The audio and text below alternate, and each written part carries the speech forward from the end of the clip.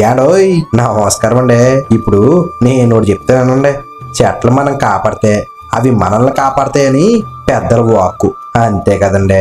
అందుకే వృక్షో రక్షి రక్షిత అని అన్నారు పెద్దలు. మన సంస్కృతికి ప్రకృతి ఎంతో మమేకమై ప్రకృతికి మనకి మధ్యగల అవినాభావ సంబంధాలు తెల్లం అని చెప్పొచ్చండి. ప్రకృతి మనకి ఎన్నో దివ్య ఔషధాలు ఇచ్చిందండి.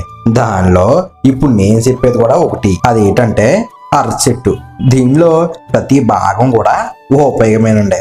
అరటిగల, అరటి పువ్వు, అరటాకు, అరటి కాండం. మరి ఇవన్నీ కాసేసి పూసేస్తే చెట్టుని నరికేసి పక్కన పడేస్తారు. కానీ కిందన అరటి భాగం కూడా చాలా ఉపయోగపడుతుందండి. ఇప్పుడు అదేదో ఇంగ్లీష్ లో అంటున్నారు కదా, బనానా స్టెమ్ వాటర్ అని.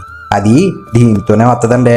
కింద భాగం కోసేసి తర్వాత ఇలా గుంటలా తీసి ఆ గుంటలో 2 మిరియాల గింజలు, 2 జీలకర్ర కర్రలు దాంట్లో వేసి ఇదిగో ఇలా అట్టాక్ కట్టేసి 12 గంటల తర్వాత చూడండి, చాలా అద్భుతంగా ఇలా తేట తెల్లని నీళ్ళు వస్తాయండి.